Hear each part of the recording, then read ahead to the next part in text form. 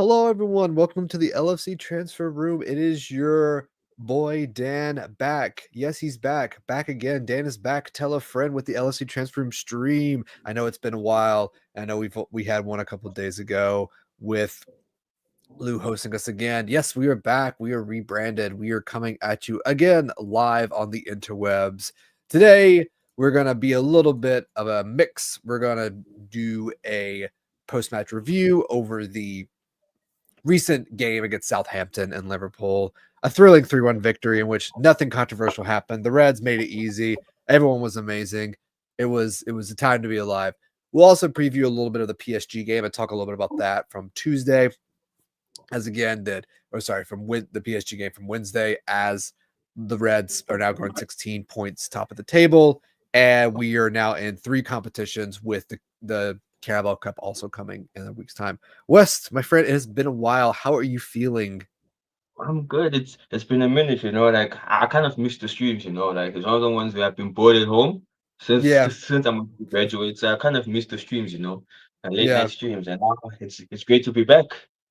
yeah. No, it is great to be back. We'll be back on our more regulated schedule again, bringing everyone here and everyone who's been following us and part of the community. Lassetti obviously has been with us for a while.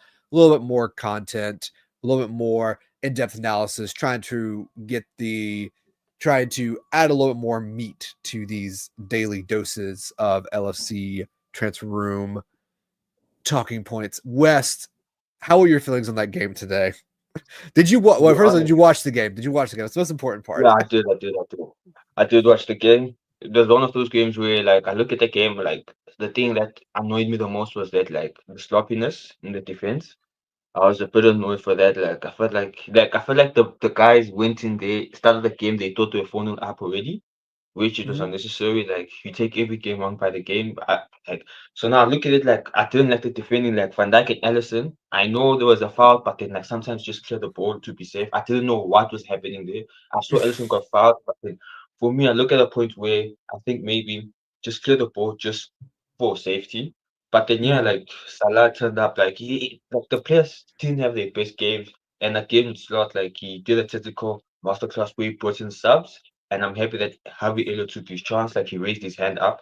I'm glad for that. Yeah, so it was one of those games which I was kind of pissed off because like I wanted to keep a clean sheet, but then mm, like I'll take those to be honest. mm. Absolutely. I mean, I think that listen, Wes. I don't know if I don't know how many games you can remember back with Allison. There's always an Allison era one year. Like him and Van Dyke always do like they'll have a game or two where they'll just put one in their own net. Do you remember the Arsenal game like 2 years ago when like Yeah, Allison and Van Dyke? no. Do you Oh remember yeah, that yeah. I one? remember last year where they just clashed each other. I was like, yo, okay, Yeah. like I Was don't that know what last year? happened. Oh, that was Yeah, it last year. I was thought last that was year, 2 years ago. the Yeah, it Emirates was game.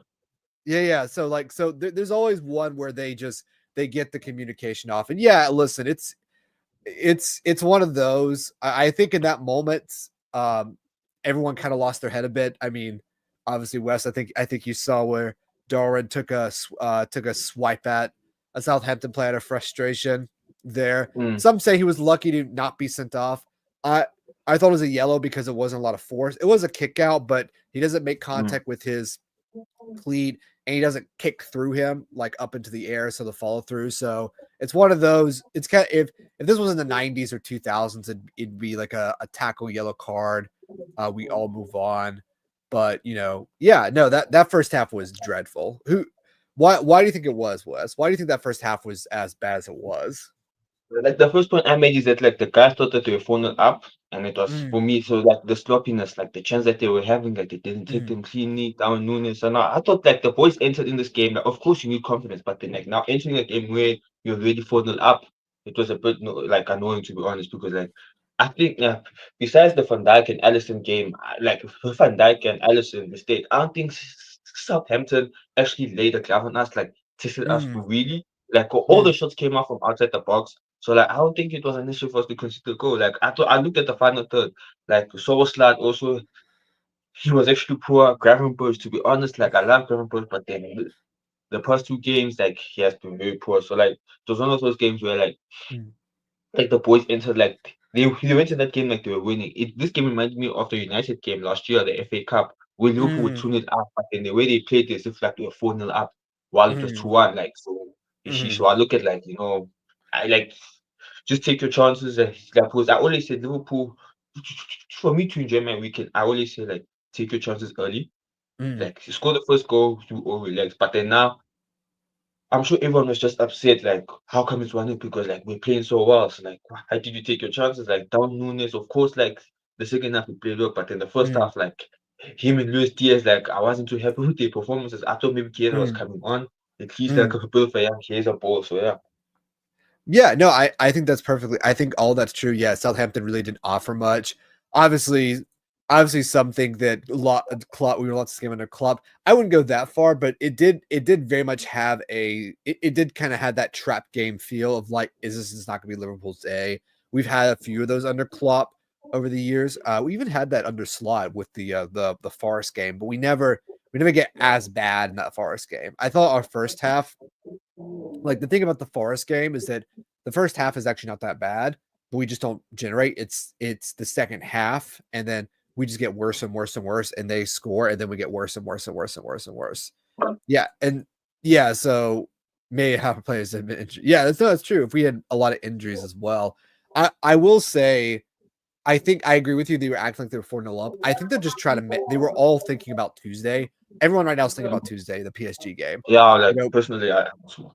yeah, no, exactly. I mean, listen, like you can see in the news, like everyone in PSG is acting like that this was the biggest robbery in football history. PSG not beating Liverpool when they played much better in the first half than Liverpool, and they're acting like they were robbed of their righteous moment, which is absolutely insane. I've never seen PSG act so incredibly entitled for a game of football that they Yeah, lost ever. Like I've never me seen them do this, West. I've never seen PSG act that way. like for me, like the way they acted as if they won a Champions League, to be honest. Like they have the Champions League heritage on them. They never won a Champions League before. So I don't know where the entitlement got. Like Mm, it's like Liverpool, of course, like you have the Konate situation. mm, Could be 50-50, but then like PSG never scored. Like mm, was like, nah, as I said, like of Nunes coming in that game, he changed the game. Like he caused mm, them like scrambled. So mm, now if like it was like I hear them talking so much, I'm like the way it's like as if you have won a Champions League before. You haven't won a Champions League before. Of course, like I can't say that, but then like the way the outrage is going on Twitter, like is a bit crazy. Like what? Like we mm, robbed them as if like this is like Darwin Nunes scored with the hand like Maradona or something like that. He just scored with the mm, hand, like he just scored, he just hold the ball up. Your keeper could mm, you should have saved your goal because like mm, he saw the way our keeper was performing in that game. Donnarumma save the ball. Because for me personally, Ellison, that goal, like I think Ellison could have saved it. He could have given it two mm, hands and keep it moving. Now the way PSG is acting as if we came there, we scored a hand goal like with our hands, we were offside. No, mm, like hold it. Take your chances mm. next time. Like don't now act like it's Absolutely, house club. If you guys won the Champions League before, you never won the Champions League before.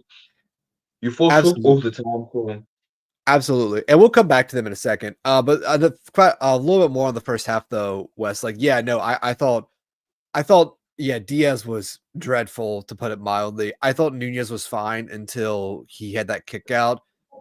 When they got that goal, I honestly thought he was fine, but everyone else was not doing that well. I thought Gravenberg missed a couple opportunities to shoot.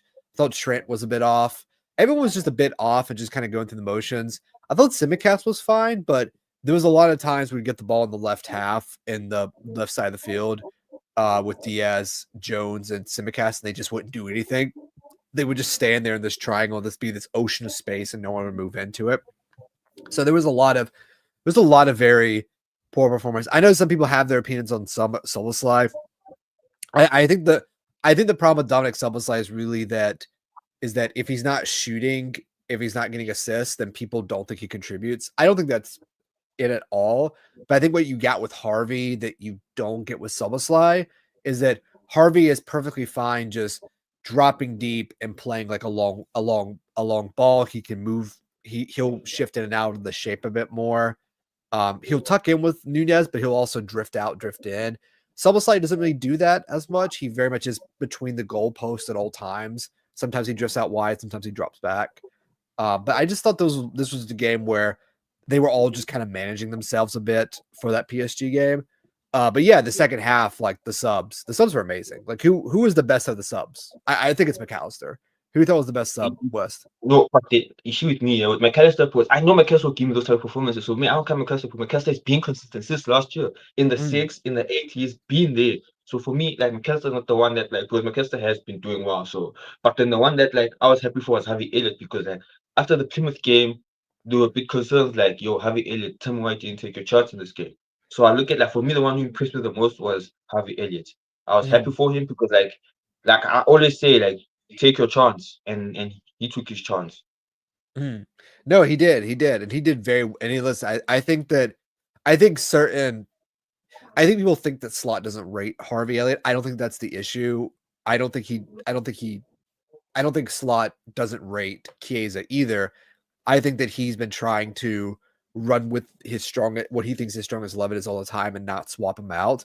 And I think that when he's put players on, he's like, "All right, it's your chance to impress me. Like, see what you can do." And I think, like you said, Wes, like Harvey came on and was like, he won the game in PSG, and he was a game changer today as well, helping us get that 3-1 win.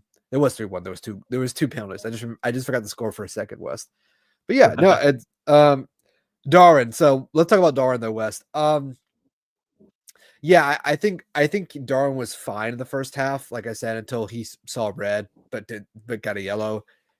Mm. I think this is the thing about Darwin Nunez that I think is so weird. This is not just like this is everyone who talks about him online, in chat, wherever, is that people are people always say, well, how many chances are we gonna give Darwin Nunez? Which for me is just the wrong question. Like Darwin Nunez is we know everyone knows what he is now. Like the players know who he is, Slot knows what he is, he knows what he is right now for this team. And what he is that he runs channels. He does his job. He changed the game at PSG. He's an effective player. He's Emil Heskey. That's what he is. He's not going to score as many goals as we want him to score.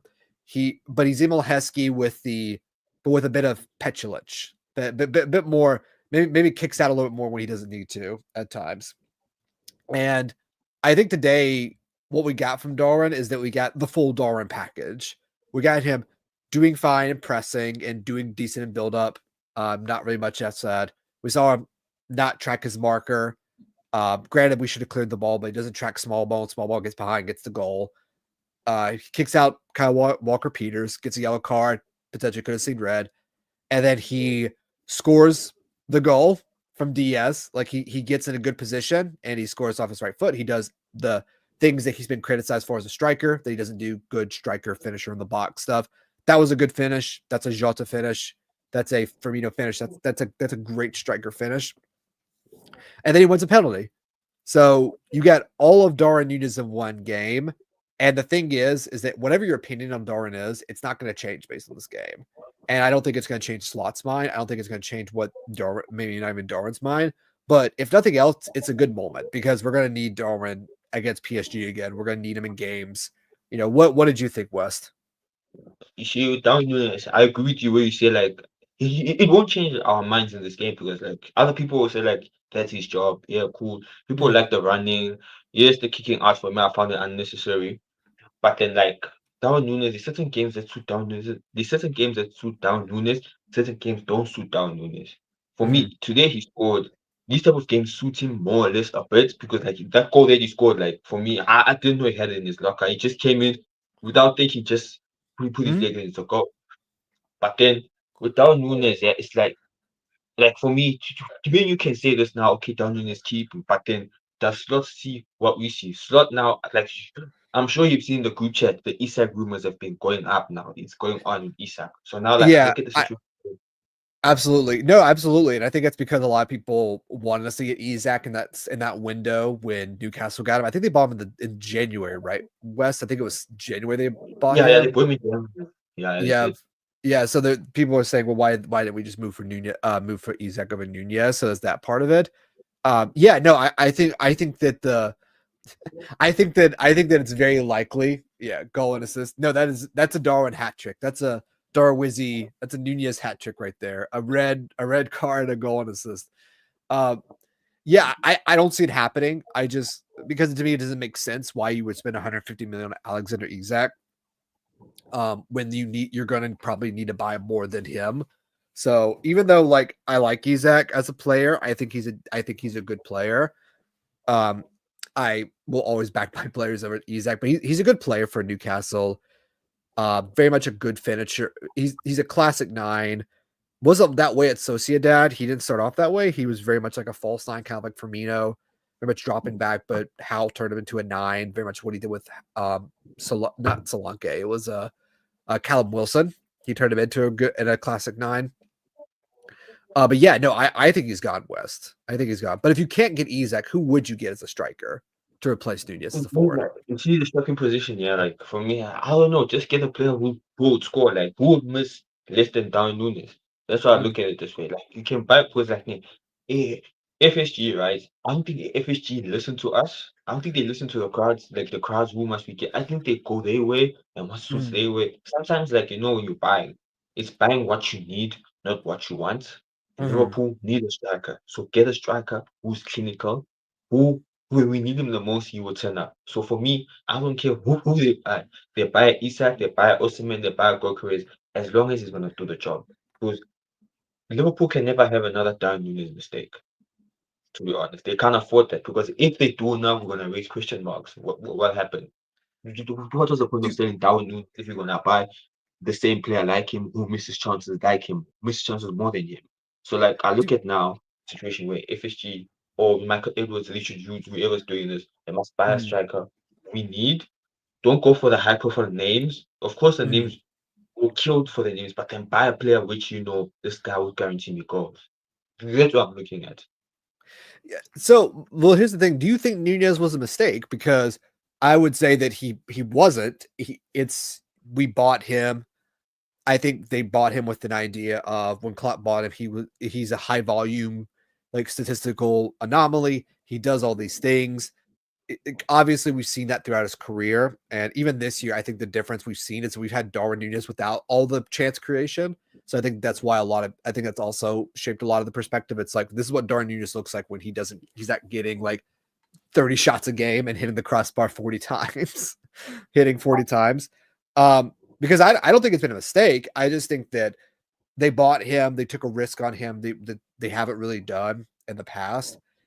I think it has worked out in some ways and not worked out in others. I think that again, people thought we were getting Fernando Torres and we got Emil Heskey. You didn't get the number 9, the single slot, like he's the center forward, he's the striker, he takes the ball, pirouette, shoots. I think we got Emil Heskey, which is someone who plays well with a partner, and that's what Darwin is. He needs to play with a strike partner, like with Jota. He's very effective in a 2. He would be great with. He'd be great at Eintracht Frankfurt. Honestly, right now, if Darwin Núñez would be great at so many other teams and how they play than how we're currently playing at Liverpool. And Slot knows that. He said it in his press conference that we're not playing a way that suits what Darwin's good at. And I think that if he goes this summer, I think at all things point that he probably will. I think it's one of those things where, like you said, if you're going to buy someone, are you going to buy someone who plays the 1 or somebody who plays in a 2? Because right now, every striker we have has played in a 2. Jota plays in a 2. Darwin plays in a 2. And they're playing as solo strikers.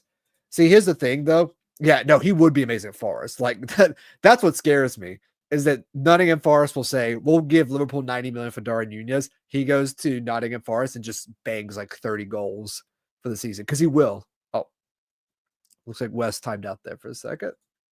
Oh, good. So yeah, Lissetti, I know you. I listen. I'm actually. So here's the thing about Sheshko, Lissetti, is that I actually think that Sheshko is good enough. I think he is good enough, but he works in a 2 with Apienda. So if you're buying Sheshko, you're buying somebody else. And so I think if you're buying Sheshko either play as the 10 or as the 9, you're going to buy another forward with that as well. Yeah, no, I agree who goes for us. And again, yeah, Ketelari is very slow. And this is the thing. This is the thing, guys. Like, whatever forward we buy, there's question marks around them. There is no perfect fit for this side. Even Mbappe, maybe. Yeah, Mbappe maybe. But that's my thing too, is that we do need speed. Because the one thing we don't have without Darwin is we don't have pace. Diaz is not as pacey since his injury. Salah is older and doesn't have pace. Chiesa has pace, but we haven't seen him play that much. So Soboslai has pace, but we don't see him use that much. And Jota he's not slow, but he's not really stretched. No, you're not going to scare a back line with that as well. So yeah, for all of you guys watching right now, I know I got around 2,000 people on X right now and 5,000 YouTube. Go ahead over to YouTube, get in the comment section, hit that up as well. Listen, Lissetti, no one appreciated Bobby when we had him. Everyone wanted a goal scoring striker when we had Bobby Firmino here, and not everyone appreciated him when we had him. You don't know what you have until it's gone. And Bobby would miss so many chances too. That was the knock against Firmino after 18, 19, 19, 20 is that he doesn't score as many goals as you would want him to, and you can go see that. All right, so we'll I don't know if Wes will be able to hop back on with us, which is perfectly fine. So we'll wrap it up. We'll wrap up the game real quick. So obviously you get the 2 penalties, score 3-1. Harvey's been great. McAllis has been great. Gravenberg gets the 6th sub. Endo comes on, shuts the game down. I feel like Slot's figured out how to use Wataru Endo. Does 100 million get you a cloning machine these days? I wish, Stig. I would clone Mane. I would clone Firmino. I would clone the whole 18-19 team again and bring them back. I'd clone younger Robertson, younger Trent. Maybe not younger maybe younger Allison too. So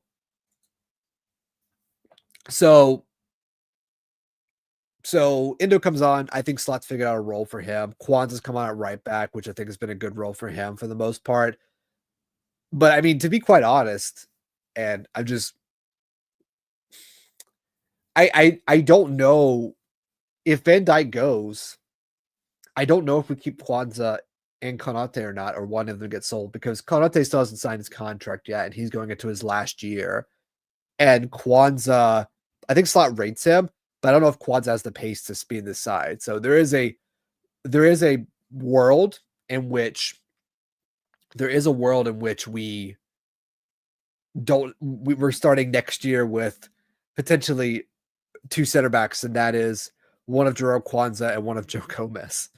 So this is why I'm not. Even though I agree that we need a thin ice. Yeah, no, I don't. I think thin ice is the wrong word. I just think that Kwanzaa's just he doesn't have the manager's confidence, except as a sub at the moment. But I think we might. I think Kwanzaa's been fine since Ipswich. I think he's had some rough games here and there, but we'll see. We'll see what happens with him as well. Yep. Cool. All right. I think we got West back. So we'll move on. We'll move on to. All right, Wes, can you hear me?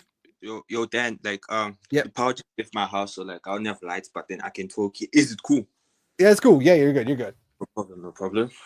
We can't have you taken away from my handsome face, Wes. You can't be distracting everyone from my beauty anymore. Yeah. Like, apologies to everyone because like the power just left my house, so now I had to just make an alternative. All good, West. All good. West. So last bit I'll ask you before we move on to and then we'll do man of the match and move on to PSG real quick. So Kwanzaa. So what are your thoughts on Kwanzaa? I know that's been a very diverse statement. Diverse discussion. For me, you see, Kwanzaa is one of those players like which. Like, I don't know, like, it's up to Slot. I see him, he's actually a good centre back, but then I don't think he was tested, I don't think he has been tested.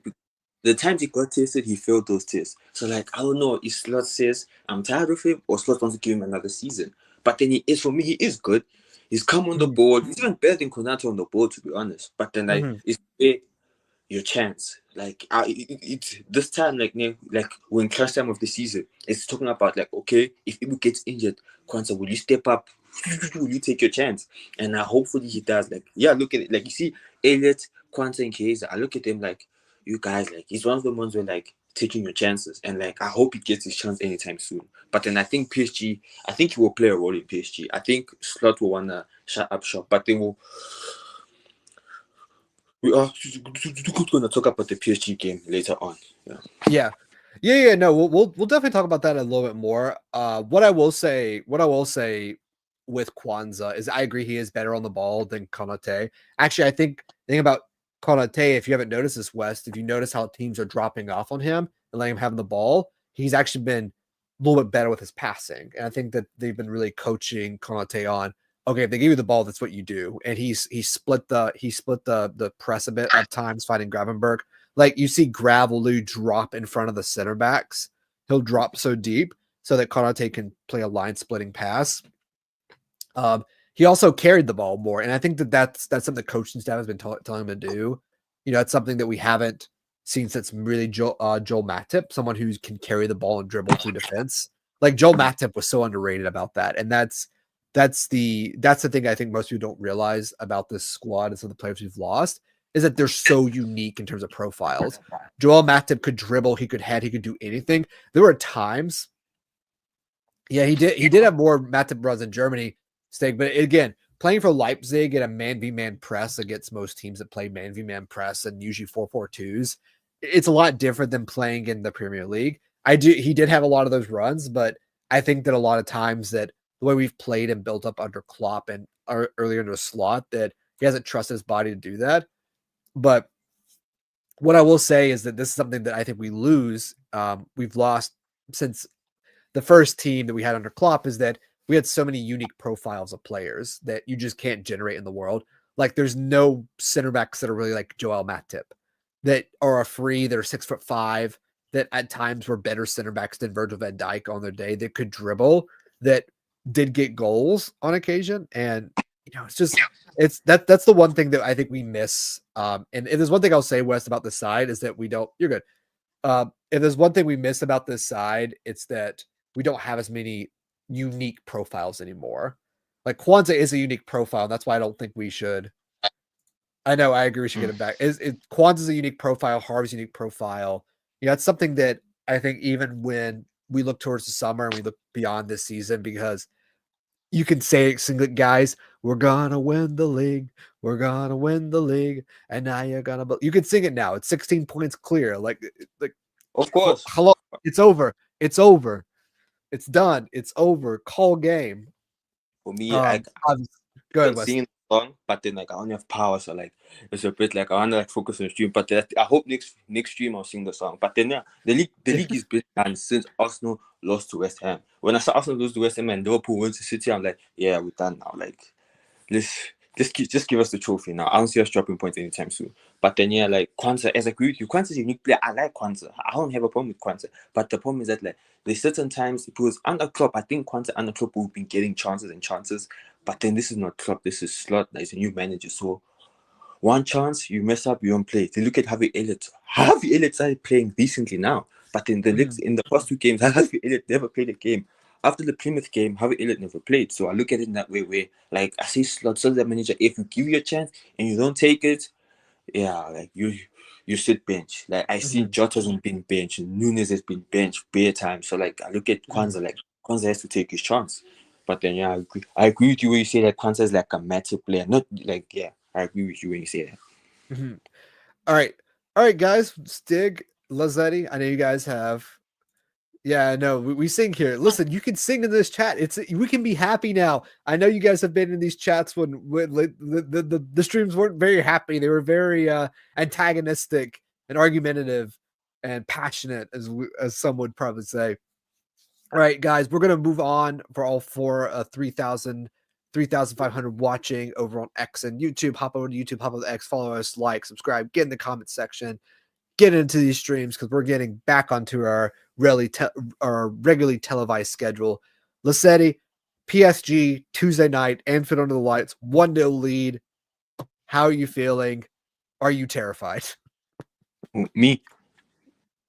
Yes, are you terrified, West? Nah, it's one of those games where you see the game with PSG, yeah, it was a horrible performance from everywhere besides Alisson. Defense, yes, Echon did well. And Van Dijk, Konate, Robertson, yeah, okay, cool. But then it was a terrible performance. This game, now I look at it now because I know PSG now they're angry. we see them talking too much. They're mouthy very much. They've been talking very loud, like talking. Vitinha's been coming out. No, we'll beat them in Anfield. Yes. Mhm. So I think PSG will turn up for the game. But then I don't know. Will Liverpool play as bad as they did in Paris, or will they also turn up? And today's game didn't give me that confidence a bit, because I thought maybe today's game would be like a statement win. Like, you know what? PSG were Mhm. really. But then I hope on Tuesday, because as you said also, Dan, like their minds maybe are probably at PSG on Tuesday. They don't care about this game, so that's why they came in that game thinking they phoned it up. But then Mhm. I don't expect Liverpool to perform this bad against PSG. I think Slot is gonna make a tweak, and I think he needs to. Maybe he's gonna add another midfielder inside, play with two attackers, 4-4-2. So yeah, like I look at this game, like PSG game, where I'm ready. I hope for the Mhm. win, but then yeah, 1-0 Do up. I you hope. do Oh, you God. I was say, do you think he's gonna start Nunez, or do you think he starts Jota again? Nah, oh, like for me, like Slot, I think Slot, nah, it for me, I look at depends the way he sets up. Is Slot sets up on the 4-3, then he needs to start Nunes. If Slot sets up of like, you know what, the way the midfielder dominated us, I'm gonna go for 4-4-2. Then I think he's gonna start maybe Salah and Diaz, and then Mhm. Nunes will come in the break. So like I look at a situation where it depends how he sets up. Like because I thought when he was going to PSG, I thought he was gonna set up a 4-4 or four Mhm. four two. Then I saw he started a 4-4-3, so I was like, he wants to go for the game. Because when I Mhm. saw 4-4-3, for me, he's planning to go for the game. But then now, I think this game he will need to tweak it. Like 4-4-2. If Stars sets up a 4-4-3, Nunes starts. I don't see Jota Mhm. starting. Jota didn't offer much in the PSG game. But then if it's a 4-4-2, I think he's gonna go for Luis Diaz and Salah as the main attacking options. Absolutely. I think also you're gonna see like the same back four, like Mm. Trent, Konate, Verge, Al Robinson, Allison, Graf, McAllister, Soboslai. So the thing is that I think and with this game, with the PSG game, I think you see 100% why you should start Darwin Nunez, and also why you may not want to, because he might also get himself sent off in the game in the colder atmosphere, which is crazy, because this is actually the game I think that you could just let Darwin unleash on that PSG side, because they're going to have to attack, and they're going to attack with 5 and 6. They're going to overwhelm you, so you need your Uruguayan golden retriever to just charge at them as much as possible. But I also think West, and I think Lassetti's mentioned this as well with PSG losing a perfect game, and Stig, thank you, Stig, is that like this is the first big European night at Anfield post Klopp. It's the first big night European night at Anfield in a two-legged tie since Madrid 2 years ago, which we lost. We started the game 2-0. We did well, but we lost it. We lost it. Oh, I think it was 6-2 on aggregate. It was not a good game for everyone involved. But I think that PSG are going to come in, they're going to play their game. And I think that they were very good. And I think and no one knew how good they were until they played them. And you're like, oh, they're very, very good. So I think that PSG have kind of shot their shot. You know what you're dealing with, and they didn't blow you away. So now you have to come into the game, and you have to you either go blow for blow, like hammer and tongs. You say we're gonna match you blow for blow, and just back that you're gonna be better, which I think is probably the best strategy in my opinion, especially when you're at home. And also the fact that they don't really have a lot of depth on the bench. So we can go blow for blow and then set up shop, or we can set up shop and then go blow for blow. PSG, they only have one way of playing. It's very 17-18 Liverpool. Our first Champions League under Klopp, when we had Mane, Salah, Firmino, Coutinho, Hendo, Milner, Lallana, Genie, Trent, Robbo, like very phase one Liverpool, phase one in Europe, where we were absolutely attacking. We would attack every game. Yeah, that was it was not just Joe Gomez Society. A lot of people played bad. Trent was bad. Allison Everyone, was bad. Everyone was bad that game. Yeah. Like, and people forget Darwin Núñez scores that game. He scores a flick from Salah. He had been trying that flick all year, and he scored the flick. And I, Salah scored. You remember, West?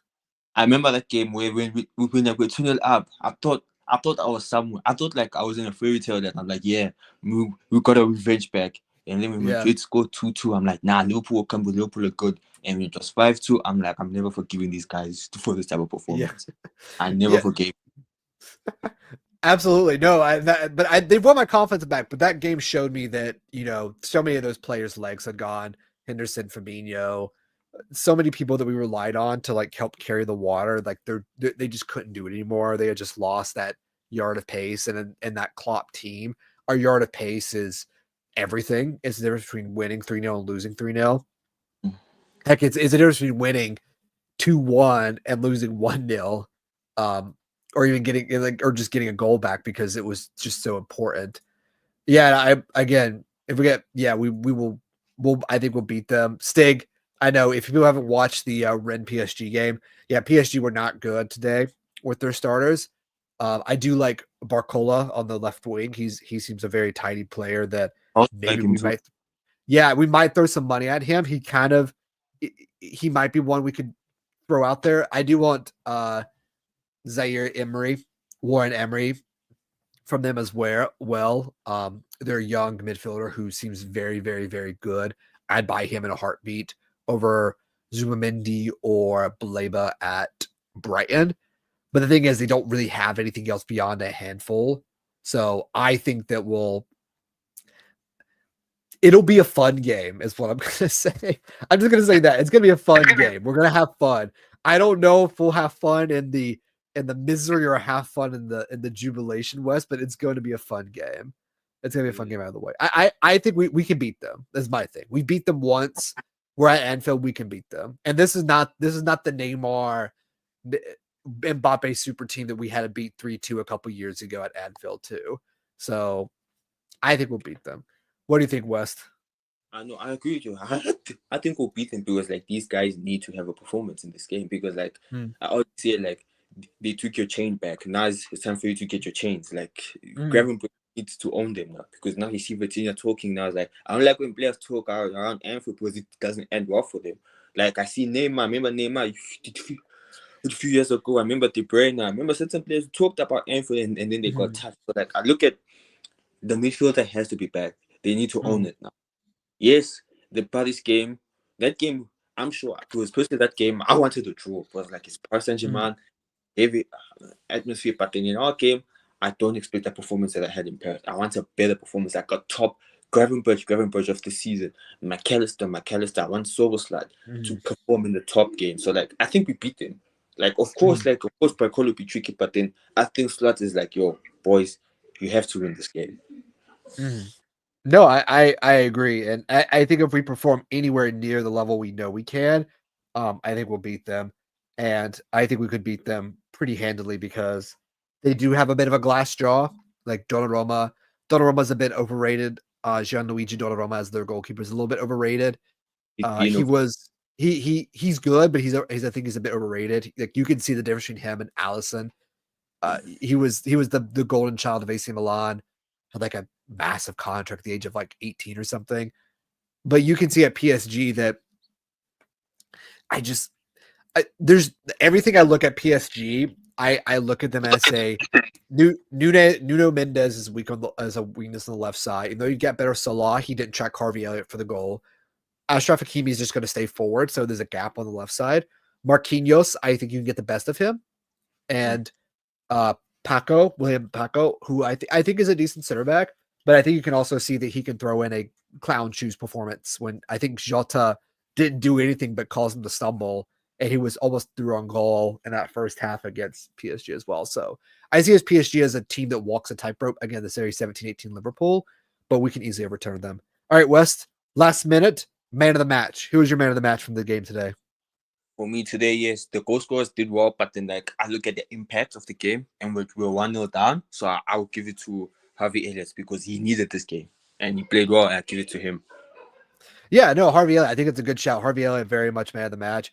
I'll be a bit controversial. I'll say man of the match. Man of the match is someone who encompasses the whole match, the feeling of the match as whole. I'm gonna say Darwin Nunez because first half, absolutely dreadful, like the whole Liverpool team. Second half has a mood changer, gets the goal, gets the penalty, is a menace for them for the entire second half. gets clapped off after probably one of the worst into the first halves I've ever seen. McAllister, I think, is a good shout too. Lissetti and Stig. I think McAllister is a good shout as well. I just wanted to give it to a goal scorer. Wes, I love this image right now because it looks like you're about to tell me a ghost story. I was also looking at the light. It's all good. It's all good. It's all good. All right, one Stig Lissetti. Everyone watching, make sure to help follow us in the LFC Transfer Room. Head over to YouTube, head to the LFC Transfer Room, get into the chat, hit the bell.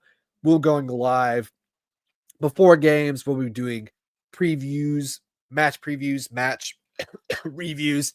We will be doing transfer updates every now and then. We'll be doing more interviews with journalists.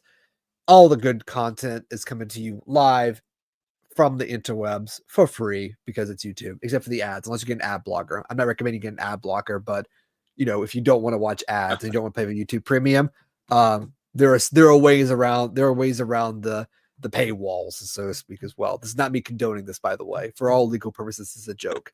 But for myself, Dan, from West, we welcome you back, everyone, to the LFC Transfer Room. Stig, Lissetti, nice to see you guys again. You never walk alone. Up the Reds. Sing it loud. Sing it proud. 20 times, 20 times, 20 times. Liverpool Football Club, 20 times champions of England. We're going to win the league. Sign off. Ta-ta.